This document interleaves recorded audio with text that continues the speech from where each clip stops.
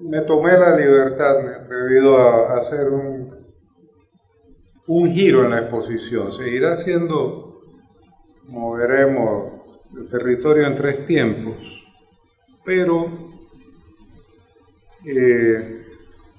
nuestra sociedad se ha visto recientemente conmocionada, por decirlo de alguna manera, por la puesta en evidencia de las actividades de creación de empresas de ultramar por un lado, por las sospechas de lavado de dinero por otro, según dicen los que tienen razones para creer. Incluso si ustedes vieron, ayer era tema de redes sociales y bochinche por todas partes, un artículo del New York Times acerca de si la ampliación es, no es, etc. Quise dar un giro y compartir con ustedes una reflexión que apunta más hacia el futuro que hacia el pasado y que quisiera tratar de situar algunos elementos de reflexión en relación al momento de transición que vive nuestro país. José Martí alguna vez, refiriéndose a la Venezuela en la década de 1880, que tiene sus guerras civiles y tal, expresó que para discutir las cosas de un país había que tomar como punto de partida el día en que se había quitado de la frente la corona extraña. Y en ese sentido, si lo vemos así, uno podría decir que el nuestro es el Estado nacional plenamente soberano más joven de América Latina. La corona extraña que se habla Martín, nos la quitamos de la frente el 31 de diciembre de 1999. Hasta entonces, habíamos sido una república con una soberanía mediatizada en múltiples sentidos, pero desde entonces nos convertimos, insisto, en un país plenamente soberano, o sea, en una sociedad plenamente responsable por sí misma. Como hayamos ejercido o vayamos a ejercer esa responsabilidad, es asunto de discusión. Y a eso quisiera referir. El título importante no es el de arriba. ¿Cuáles son nuestros dilemas a comienzos del siglo XXI? Nuestros dilemas son los de una sociedad singular. El resto de los países de nuestra América Latina fue definiendo su personalidad histórica desde muy temprano a partir de los bienes y productos que aportaban al mercado mundial. La Nueva España, que después vendría a ser México, se distinguió desde muy temprano como un gran exportador de plata. El virreinato de Nueva Granada y sus componentes, Colombia, Venezuela, Ecuador, se distinguieron desde muy temprano por su exportación de productos agropecuarios, es decir, del virreinato del Río de la Plata. Pero este lugar donde estamos nosotros nunca se ha distinguido en la organización y desarrollo del mercado mundial por la exportación de bienes materiales. Desde el siglo XVI se ha distinguido por la prestación de servicios a quienes exportan esos bienes materiales y a quienes importan otros bienes materiales en el mercado mundial. Algunos han llamado a eso una vocación de servicio, no es necesario discutir las palabras. El caso sí es que esa situación tan peculiar quizá ayuda a entender también el ir y venir de Panamá en los esquemas del poder hispanoamericano desde el siglo XVI hasta comienzos del siglo XX. Por periodos largos, Panamá no estuvo adscrito a ningún virreinato.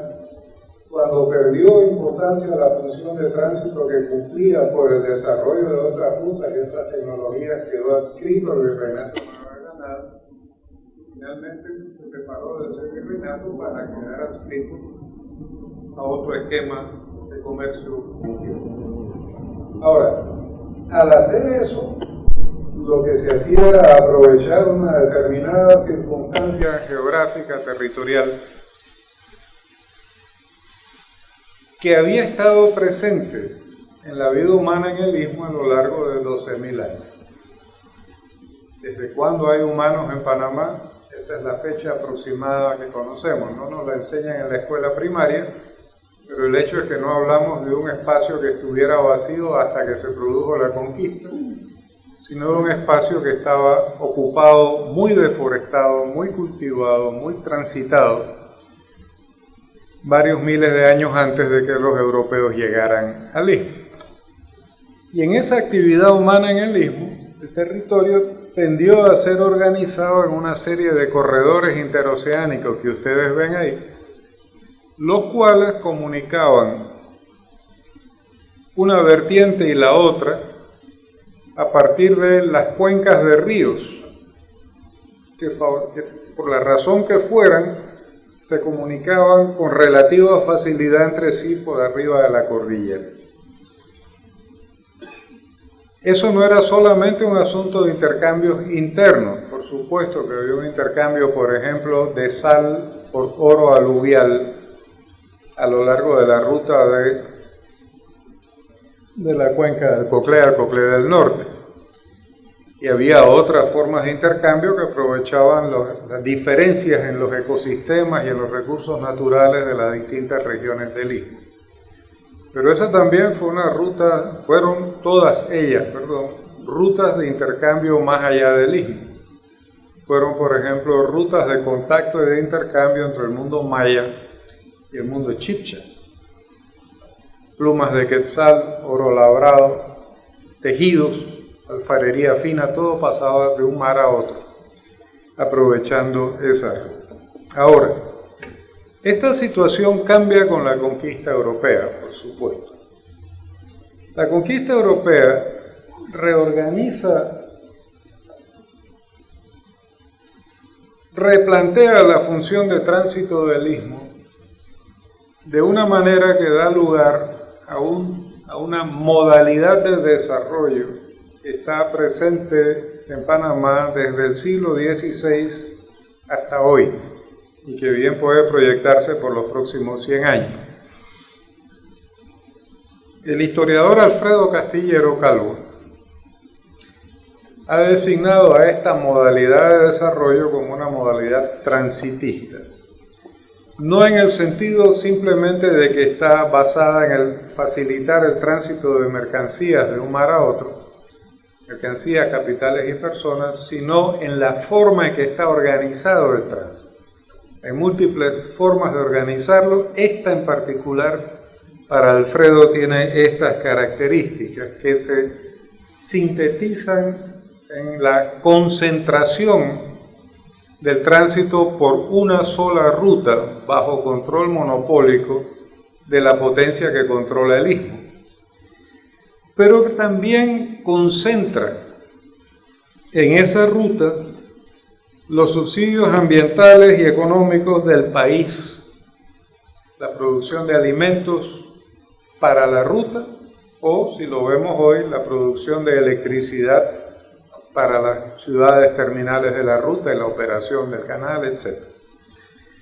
Y además también significa la concentración extrema de los beneficios del tránsito en los sectores sociales que controlan el Estado. Lo cual nos deja abierta una pregunta que va a ganar en importancia en el siglo XXI. ¿El Estado panameño controla el canal? Lo que cabe preguntar es quién controla el Estado.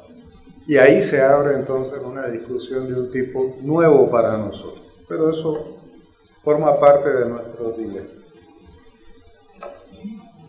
Esta modalidad transitista, como ustedes ven en el bosquejo que tengo a mis espaldas, organiza el territorio de una manera totalmente distinta a la que había predominado durante 10.000 años. concentra todo el tránsito por una sola ruta, la del Valle del Chagres y el Valle del Río Grande, que era el que desembocaba de la cordillera hacia el Pacífico y que fue convertido en la salida del canal al Pacífico. Y para sostener la actividad de tránsito establecen entonces un corredor agroganadero que iba más o menos, digamos, de Chepo a Natá y después se conectaría eventualmente con Chiriquí y de ahí hacia Centroamérica, de donde se importaban mulas y otros insumos para el tránsito. Pero la línea punteada que ustedes ven indica además el resultado de la decisión colonial de cerrar las fronteras internas del Istmo, cancelar todas las demás rutas de tránsito para poder concentrar el tránsito en una sola ruta bajo control de la corona española. Eso significó, en términos prácticos, que todo el litoral atlántico panameño, salvo puntos muy específicos como Nombre de Dios, Portobelo, qué sé yo, y todo el enorme espacio de Arienita y de una Yala, salvo otra vez Yavisa, La Palma, qué sé yo, quedaron convertidos en fronteras interiores del país, quedaron marginados del desarrollo del resto del país, y Panamá, para todos los fines prácticos, se convirtió en una sociedad cuyo espacio vital ocupaba el corredor de oriente a occidente que corre al pie de la cordillera central. Esto implicó además otras transformaciones relevantes. La herramienta fundamental de organización del espacio aportada por los españoles fue el ganado. Pedro Arias introdujo el primer hato ganadero en Panamá, trayéndolo de una hacienda que ya había creado en Jamaica, y desde entonces el ganado se fue convirtiendo en la especie dominante en las áreas de ocupación humana del Istmo.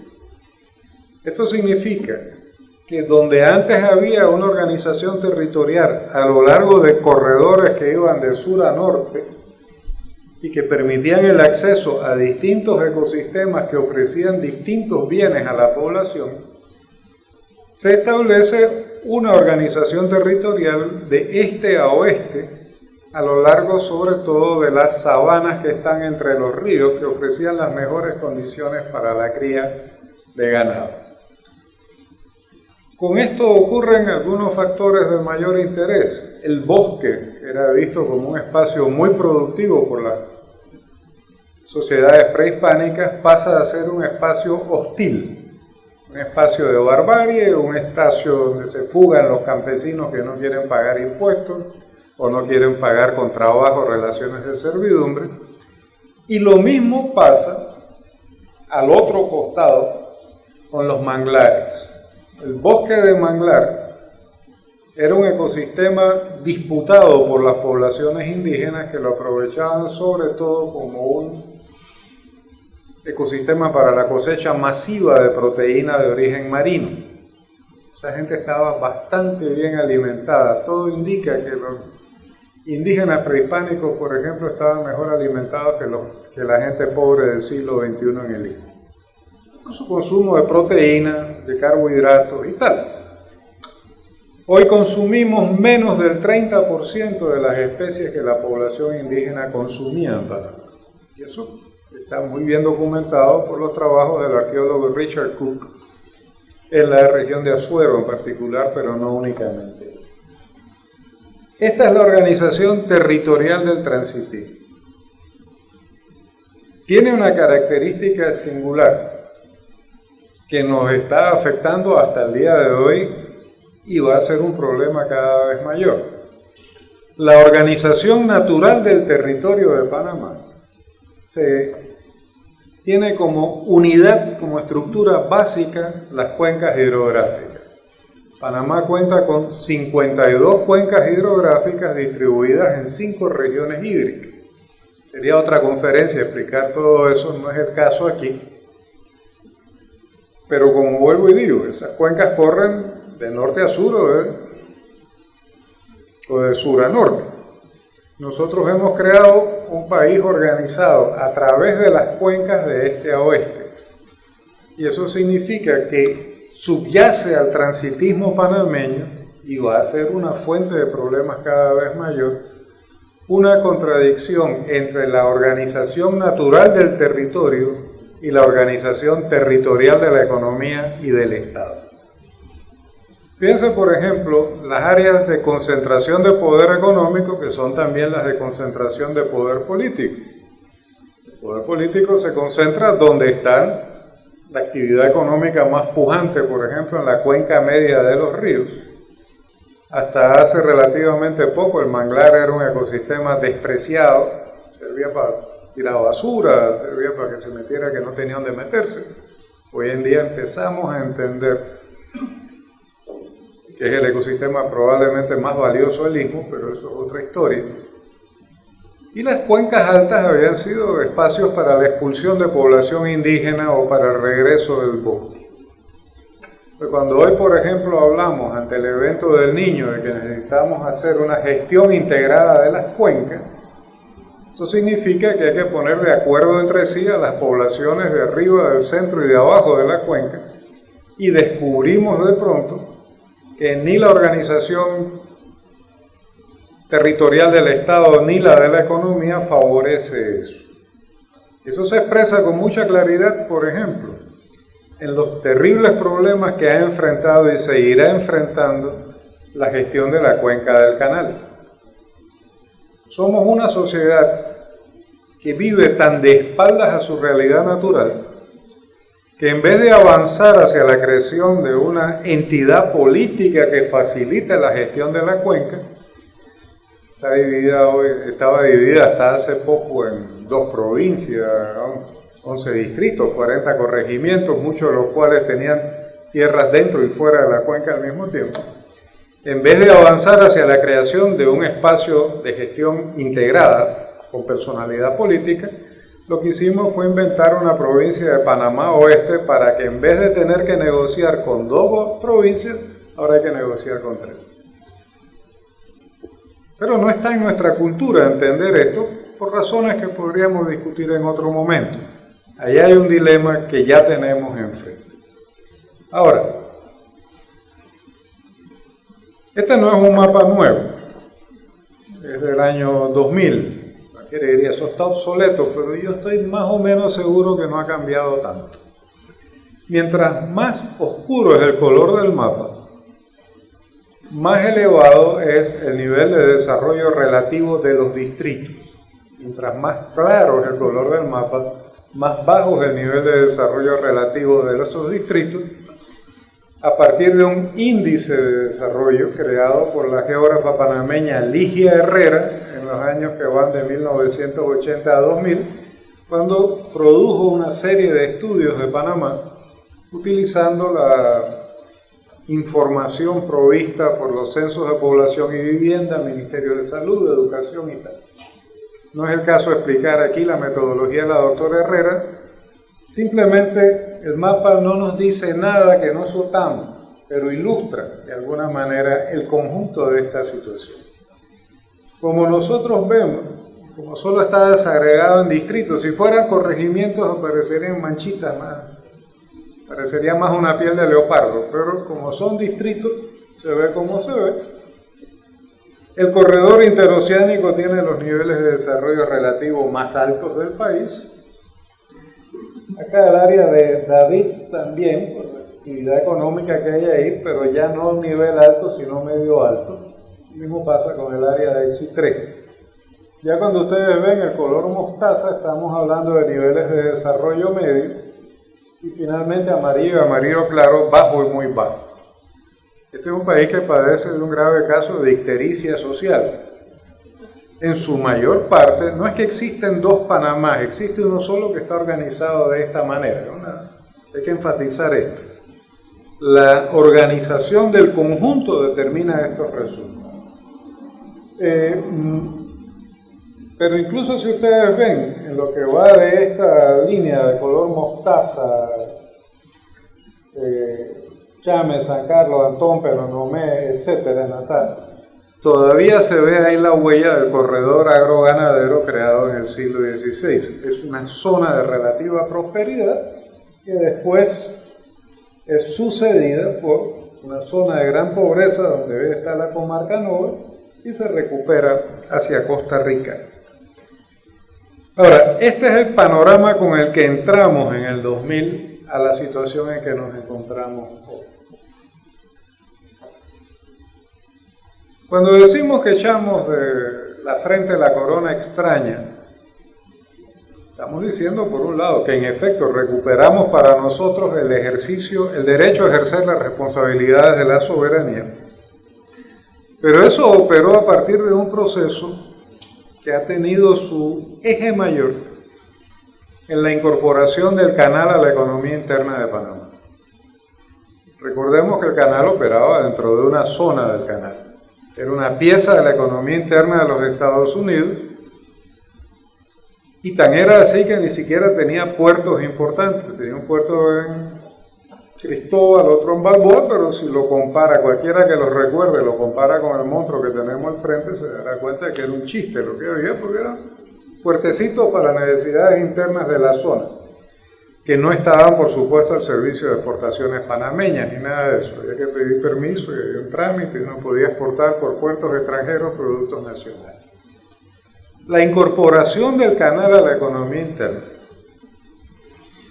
ha tenido consecuencias que están en curso todavía. En primer lugar, ha acelerado, ha diversificado y ha globalizado el desarrollo del capitalismo en todo el territorio nacional.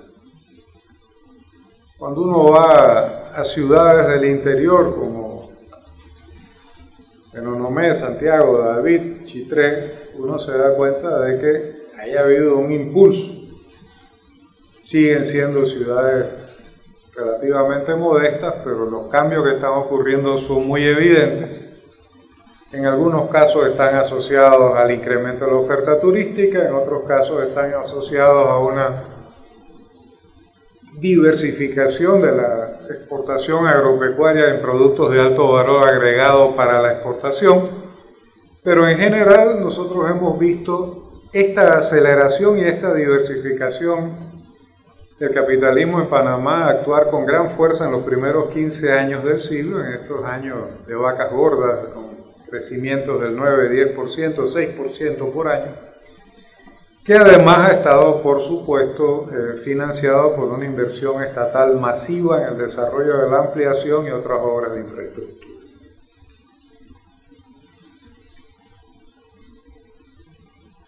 También este proceso ha estrechado los vínculos entre nuestra economía y el mercado global. No lo ha terminado de hacer integralmente, pero es un hecho que ha sido así, que se expresa de diversas maneras.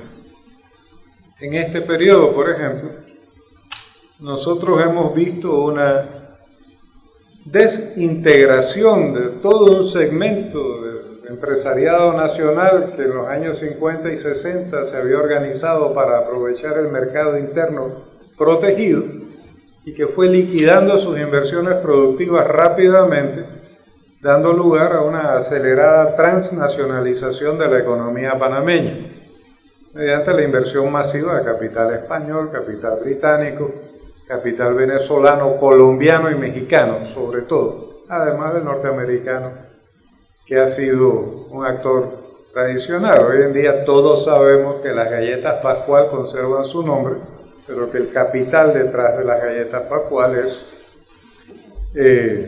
colombiano, como sabemos incluso que el control del mercado de la leche, de producción de leche en Chiriquí, lo ejerce hoy la cooperativa Dos Pinos de Costa Rica, y así sucesivamente. Pero por otro lado, también nos hemos visto lanzados a una economía global a la que le damos servicios y nos enfrenta hoy en día, en particular, con relaciones cada vez más estrechas con la región de Asia-Pacífico. Nosotros que tradicionalmente habíamos considerado a la comunidad china, y todavía lo hacemos, como un pasivo migratorio y como una minoría nacional, aunque son como 300.000, hoy en día no terminamos de asimilar lo que implica el hecho de que la República Popular China sea el segundo cliente del Canal de Panamá. y Panamá sea el primer receptor de exportaciones chinas en América Latina, por supuesto, para reexportar a terceros países. La transición opera así. Opera en términos de que las cosas ocurren y a veces las instituciones se rezagan. Asia desempeña un papel cada vez más importante en nuestra economía y Panamá no tiene un solo centro de estudios asiáticos. China popular tiene un papel de primer orden en nuestra vida y nuestra economía y nosotros seguimos jugando boxeo de sombras entre dos repúblicas chinas. Quizá tratando de sacar ventaja de las dos partes, pero el hecho real es que nos vamos quedando rezagados. Hasta Costa Rica ha establecido relaciones con la República Popular. Nosotros algún día, quién sabe, tendremos que hacerlo. Quizá cuando la República Popular termine de reincorporar a Taiwán. Quizá no sabemos. Pero además, hemos visto estrecharse nuestras relaciones con el Atlántico Sudamericano.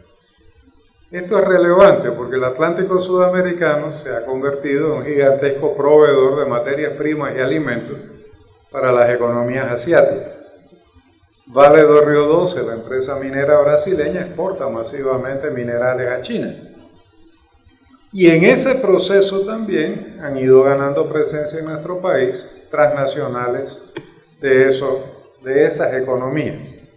Recuerdo en una ocasión teníamos una discusión en la Ciudad del Saber con un grupo de colegas norteamericanos en una escuela de negocios sobre la evolución de la economía en la región y salió Cuba, naturalmente, en la discusión. Y uno de los profesores pregunta, bueno, pero ¿cómo juzga usted la economía cubana, la situación de Cuba? Entonces digo, bueno, la juzgo por el parecido que tiene con la panameña. Pero ¿cómo es posible si es una economía comunista? Esta es una economía de mercado. ¿Qué hay de común entre esos dos? Por ejemplo, tenemos en común a Norberto de Brecht, que ha construido infraestructura aquí por todas partes y ha terminado la construcción del mayor puerto de contenedores del Caribe, el Mariel, en Cuba. Le agregamos al norteamericano, si se demoran mucho en hacer las relaciones, cuando lleguen van a terminar negociando con los brasileños antes que con los cubanos. Ese momento ya pasó, pero de todas maneras valga la pena para señalar cómo cambia el mundo en torno a nuestro y cómo cambiamos nosotros con el mundo. Y por supuesto todo esto ha generado y seguirá generando demandas de nuevo tipo en materia de capital humano, de tecnología y de institucionalidad. Nosotros tenemos un sistema institucional que en realidad corresponde a una sociedad que dejó de existir hace 30 años. Todo el sistema educativo panameño está diseñado para 1979. El sistema de salud pública se rezaga, todo es una institucional plagada de problemas que están pendientes de solución y que se han prolongado durante décadas y que ha sido solo parcialmente reformada y reformada a medias cuando se ha intentado hacer. Esa sociedad que está sufriendo esos cambios se está viendo organizada ahora de esta manera. Si ustedes entran a internet y alguien tiene la curiosidad de hacerlo, puede en el navegador poner Caribbean Riviera, Caribbean en inglés con doble B, caribbeanriviera.com. Y se encontrarán con todas las ofertas que ya están en el mercado para comprar tierras de turismo entre Colón y Bocas del Toro. Y quien ofrece eso dice, y estas tierras estarán disponibles rápidamente porque gracias a la construcción del nuevo puente sobre el Atlántico, sobre el canal en el Atlántico, se facilita ahora, ya está decidida la construcción de la carretera de Colón a Bocas.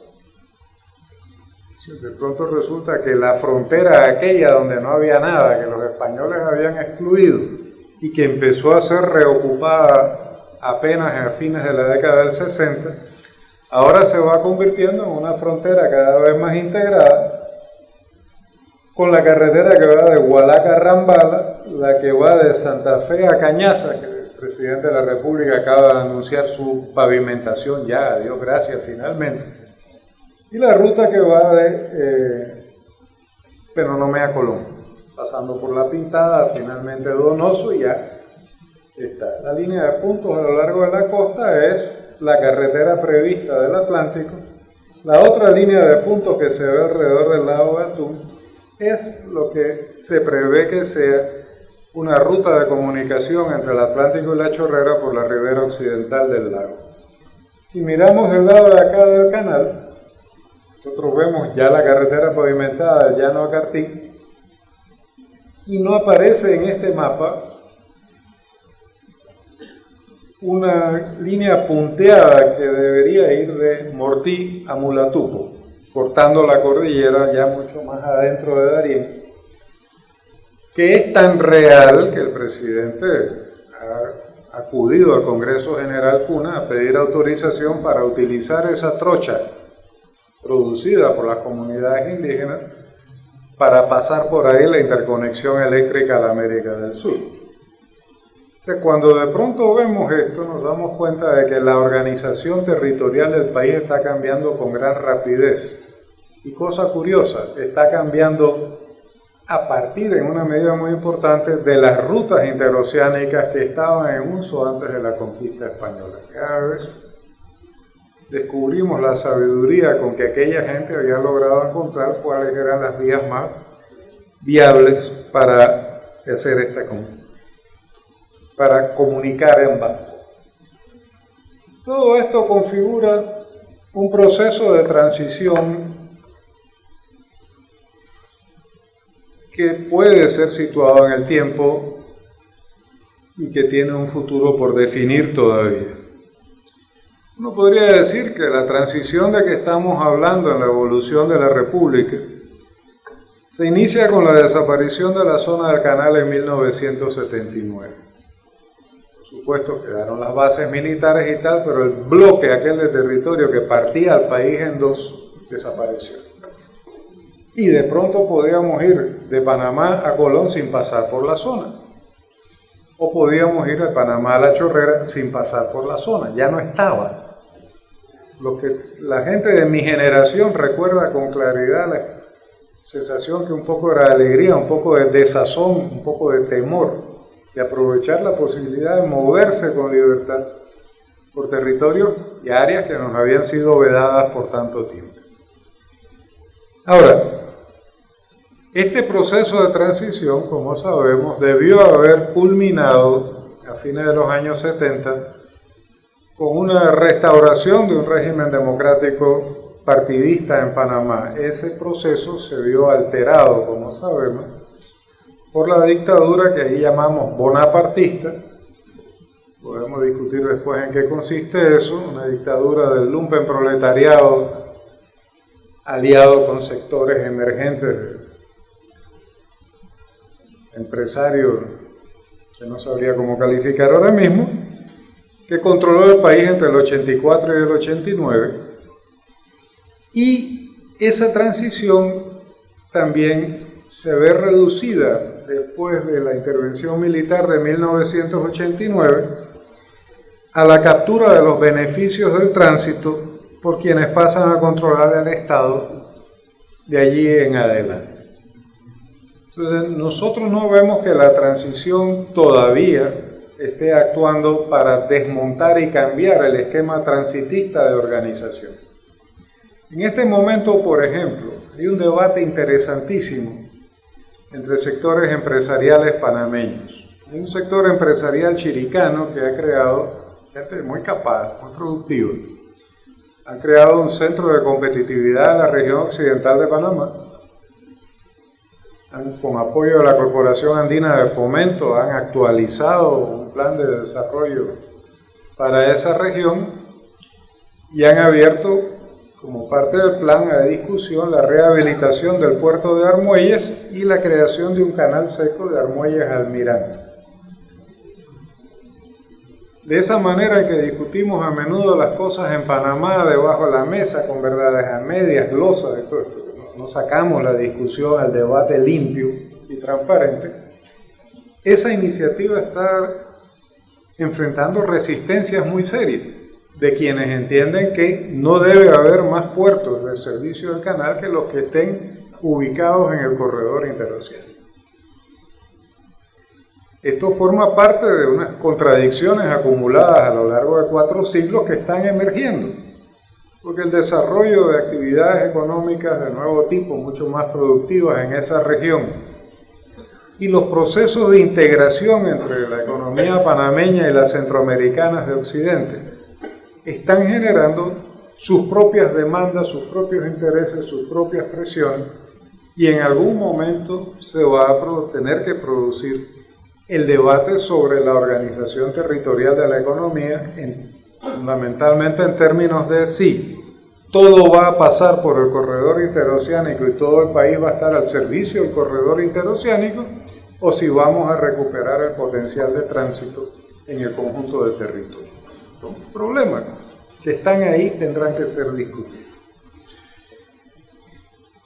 Pero de momento yo diría que la transición ha tendido a estancarse y degradarse sin dar lugar a una verdadera reforma integral del Estado, por ejemplo, en la medida en que va creando nuevos conflictos sin resolver viejas contradicciones como las que menciono, y con ello el curso de esta transición del Panamá que fue a cualquiera de los Panamás que podemos llegar a ser, se convierte en el dilema mayor, el desafío más importante de nuestra sociedad en el siglo XXI. Nosotros tenemos nuevas oportunidades, pero para apreciar esas oportunidades tenemos que cambiar incluso la forma en que vemos y entendemos el país. Esto no es sencillo, porque durante 30 años hemos educado a nuestra población de una manera que oculta el potencial para el cambio y no lo hace evidente. Yo les pondría un solo ejemplo. Todo esto que hay ahí son, en el área de servicios globales, vemos cómo se ha ido formando una plataforma cada vez más compleja que puede desembocar en múltiples corredores interoceánicos en algún momento. Pero en mi campo de trabajo, lo mismo está ocurriendo en el área de servicios ambientales. Nosotros no le enseñamos a los niños, por ejemplo, que el principal recurso con que cuenta Panamá es el agua. Nadie le explica eso a los niños cuando están chicos. Nadie le dice a los niños en la escuela primaria y a los jóvenes en la secundaria que hay que ser cuidadoso con una economía que produce 8,5 de cada 10 dólares a partir de un solo río. Este es un país que está construido sobre el río Chagres. Si por cualquier razón uno saca el Chagres de la ecuación, Panamá queda en la ruina.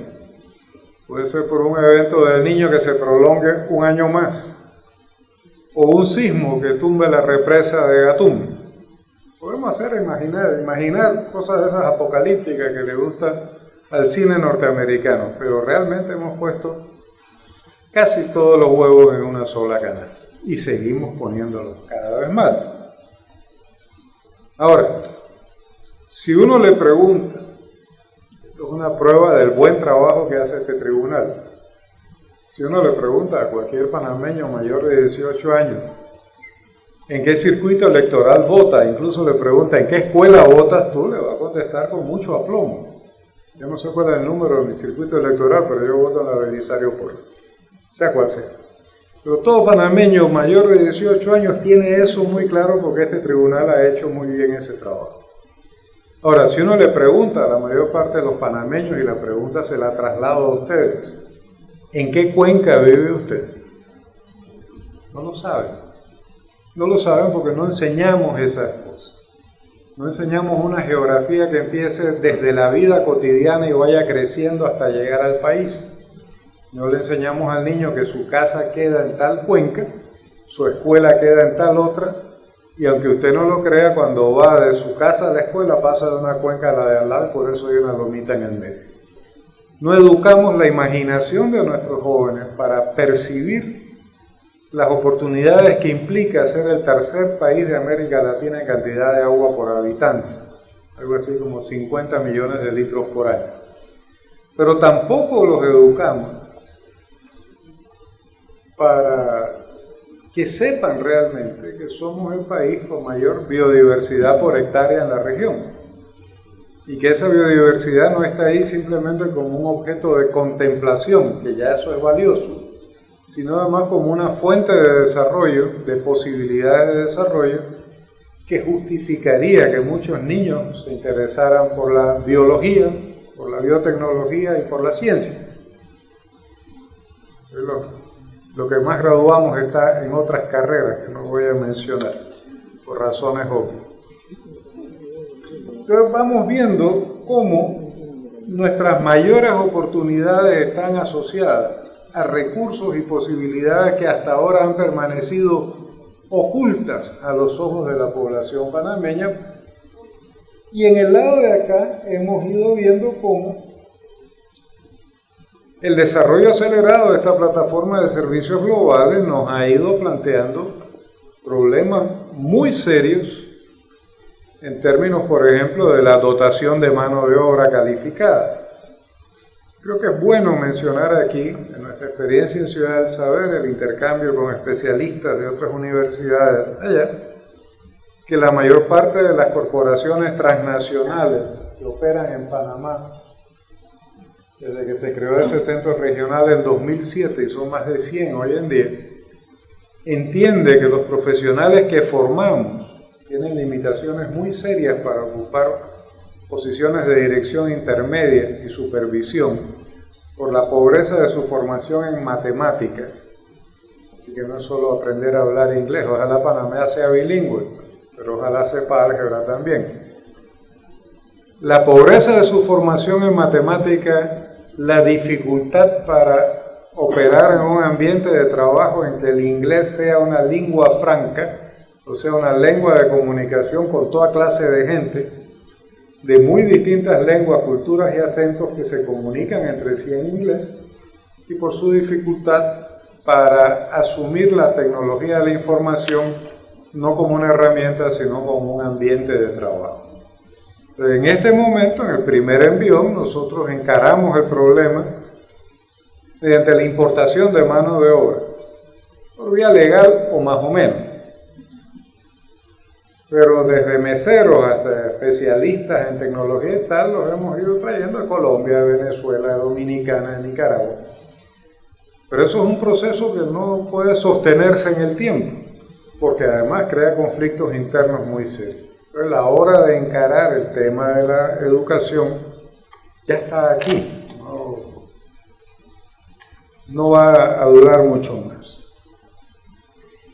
En este marco, yo diría que nuestro país está enfrentando un conjunto de nuevos desafíos para los cuales tenemos que prepararnos. Yo no sé si estamos como sociedad preparados, porque esta preparación incluye educación, discusión, organización, autogestión incluso de los propios intereses, como está ocurriendo en lugares como Bugaba cuando defienden su potabilizadora frente a concesiones excesivas hidroeléctricas, etc. En general yo me atrevería a decir que a lo largo de estos 15 años nosotros hemos tenido un proceso de crecimiento económico sostenido, combinado con una desigualdad social persistente que está disimulada por subsidios muy masivos, pero no ha dejado de existir. Si pasado mañana fuera necesario eliminar esos subsidios, nosotros deberíamos salir casi intacta la pobreza que teníamos 10 años atrás. Y además por un proceso de degradación ambiental constante,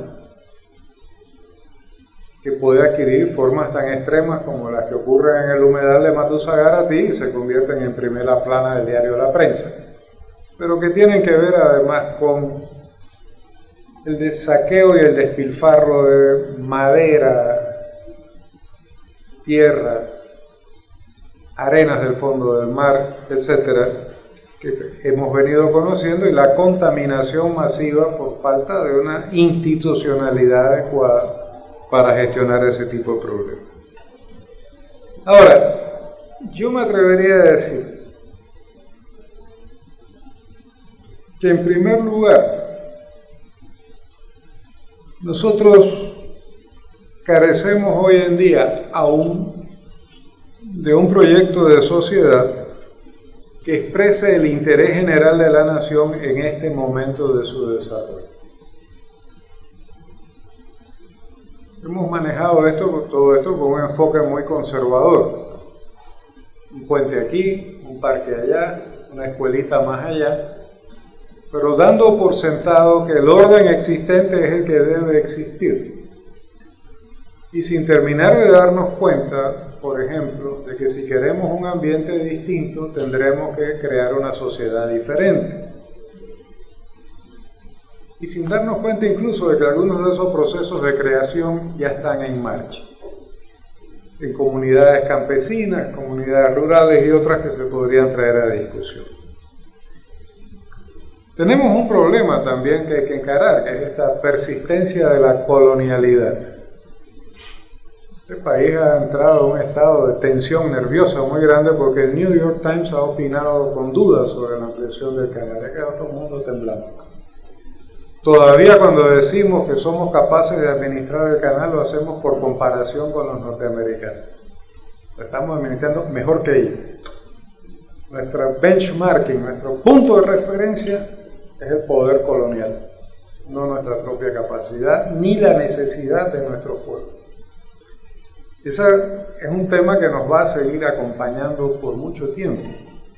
Esta idea de que avanzar hacia el progreso significa hacer las cosas como en los Estados Unidos. Esta misma idea de tenemos una ciudad de primer mundo pero un país de cuarto. Entonces no terminamos de darnos cuenta de que primer mundo, segundo mundo, tercer mundo son categorías de un tiempo que pasó. Lo que tenemos no es una ciudad de primer mundo en un país de cuarto mundo, lo que tenemos es un problema muy serio de inequidad en la estructura general de la sociedad panameña. Y así sucesivamente. Otro elemento aquí que tenemos que encarar es una crisis de identidad nacional. No terminamos de asimilar el hecho de que el desarrollo del capitalismo en Panamá tiende y tenderá cada vez más a estrechar las relaciones entre las distintas regiones del país. Y en ese proceso iremos descubriendo cada vez más lo diversa que es la población panameña. La santeñización, digamos, de la identidad tuvo razón de ser en el siglo XX. Pero no podemos mantener mecánicamente un criterio de identidad así en el XXI. ¿Dónde ubicamos a los chinos? ¿Dónde ubicamos a los Nover? ¿Dónde ubicamos a los Emberá, a los Guaunán? ¿Dónde ubicamos a los afropanameños de origen antillano como grupo distinto a los afropanameños de origen colonial? Ese problema de identidad es tan serio que hemos tenido hasta un conflicto por las trenzas de las niñas en las escuelas. Uno se haga una idea de hasta dónde se tensan las cosas por problemas que hemos ido dejando pasar, dejando acumular sin terminar de encararlo.